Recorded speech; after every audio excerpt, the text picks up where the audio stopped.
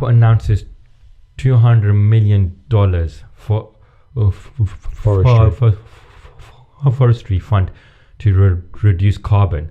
That's amazing. I thought that's pretty cool.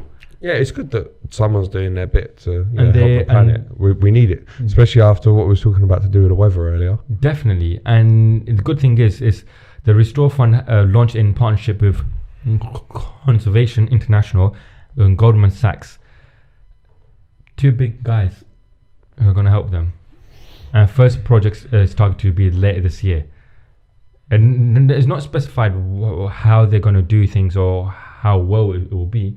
All I know is that they'll be using Google Maps, and I'll speak about that in a second. But a statement from Vice President of Apple says nature provides some of the best tools to remove carbon from the atmosphere. Apple's Vice President of Environment, Policy and Social Initiatives.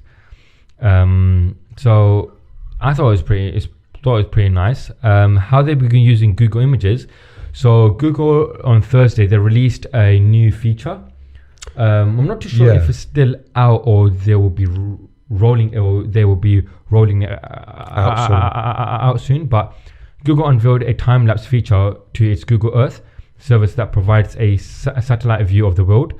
The new feature is based on tens of millions of satellite images from the past 37 years to enable users to see in rich detail how the face of the planet has changed. Wow. Do you know what? When, because I actually, funny enough, when I see this the other day, that the Google Earth feature,